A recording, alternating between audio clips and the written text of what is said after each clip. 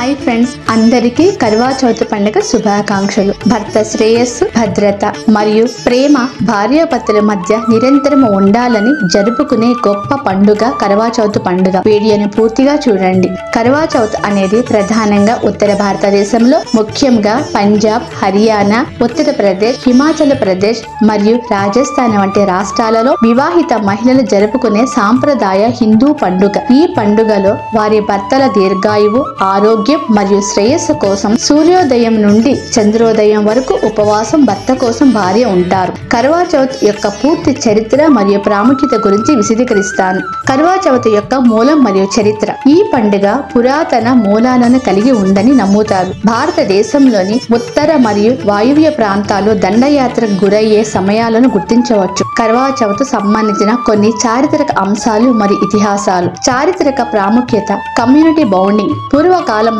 పురుషులు యుద్ధాలకు వెళ్ళినప్పుడు వారి భార్యలు వారి యొక్క భర్తల భద్రత మరియు శ్రేయస్సు కోసం ప్రార్థించేవారు. ఈ పండుగ స్త్రీలలో సంఘభావాన్ని మరియు సాంఘిక భావాన్ని అందించింది. వారు తమ భర్తల పునరాగమనం కోసం ఉపవాసం మరియు భగవంతుని ప్రార్థిస్తారు. వ్యవసాయ మూలాలు. కొంతమంది చరిత్రకారులు కర్వా చౌత్ ని వ్యవసాయ సంఘాలతో అనుబంధించారు. ఇక్కడ కర్వా అనగా ఒక రకమైన మట్టి కుండ, పంటకాలం మరియు సమాజ శ్రేయస్సును సూచిస్తుంది.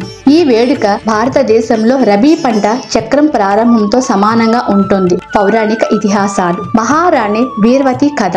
కర్వా చౌత్ తో ముడిపడి ఉన్న అత్యంత ప్రజాదరణ పొందిన పురాణాలలో వీర్వతి మహారాణి గారి కథ ఒకటి. కథ ప్రకారం 7 ప్రేమగల సోదరులకు రాణి వీర్వతి ఏకైక సోదరి. తన మొదటి కర్వా చౌత్ పండుగలో ఆమె తన భర్త కోసం ఉపవాసం ఉంటుంది, కానీ చాలా ఆకలితో ఉంటుంది. ఆమె బాధను చూడలేని ఆమె సోదరులు అద్దంతో నకిలీ చంద్రుని సృష్టించి ఉపవాసం విరమించేలా ఆమెను మోసగించారు. నిరాహార దీక్ష విరమించిన వెంటనే ఆమెకు భర్త మరణ వార్త అందింది. కలత చెందిన ఆమె పార్వతీదేవి ప్రార్థించింది. పార్వతీదేవి వీర్వతి భక్తికి చలించి వీర్వతి భర్తకి జీవితాన్ని ప్రసాదించారు. అప్పటి నుంచి మహిళలు ఈ వ్రతాన్ని భక్తి శ్రద్ధలతో పాటిస్తున్నారు. మరొక పురాణం ఏమిటంటే, కర్వా అనే అంకిత భావం ఉన్న భార్య ఆమె తన భర్త పట్ల తనకున్న తీవ్రమైన భక్తి మరియు ప్రేమ ద్వారా అతనిని ముసలి మృంగివేయకుండా కాపాడగలిగింది. ఆమె భక్తితో చలించిపోయిన యమధర్మరాజు ఆమె భర్తకు దీర్ఘాయువును ప్రసాదించాడు. ఈ కథ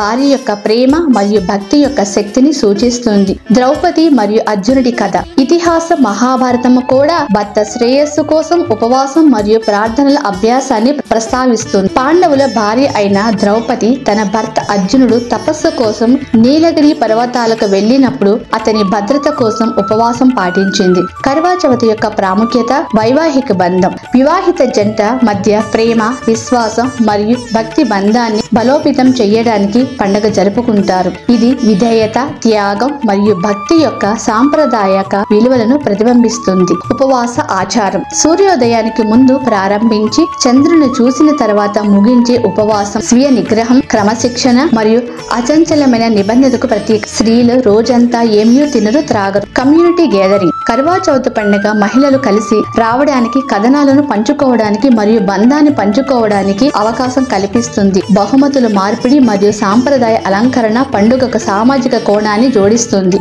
సాంస్కృతి పద్ధతులు. పండుగ వివిధ ఆచారాల ద్వారా గుర్తించబడుతుంది. ఇందులో గోరింటాకు, మెహందీ, సాంప్రదాయ దుస్తులలో తరచుగా ఎరుపు లేదా పెళ్లి రంగులలో దుస్తులు ధరించడం, మట్టితో తయారు చేసిన కుండకు పసుపు, కుంకుమ, పూలు అలంకరించి సాయంత్రం పూజ చేయడం మరియు చంద్రుడు వచ్చే వరకు ఎదురు చూస్తూ వేచి ఉంటారు. సమకాలీన కాలంలో కర్వా చౌత్ భారతదేశంలోనే కాకుండా ప్రపంచ వ్యాప్తంగా ఉన్న భారతీయ కమ్యూనిటీలో బాగా ప్రాచుర్యం పొందింది మరియు ప్రతి ఒక్క హిందూ స్త్రీ కర్వా చౌత్ జరుపుకోవడానికి ఇష్టపడుతుంటారు. ఎందుకంటే భర్త తన ముందు నిలబడి భార్యను చూస్తుంటే భార్య కొంటిగా సిగ్గుపడుతూ తన చీర కొంగులో నుండి లేదా జల్లెడలో నుండి భర్తను చూస్తుంది. అలాగే భర్త కూడా భార్య చీర కొంగులో నుండి లేదా జల్లెడలో నుండి భార్యను ప్రేమగా చూస్తారు. భర్తకు నుదుటిపై తిలకం దిద్దుతుంది. భర్త ఆశీర్వాదం పొందుతుంది. ఆ జంటను నింగిలోని చంద్రుడు చూస్తూ ఉంటారు. వాళ్ళిద్దరిని ఆశీర్వదిస్తాడు.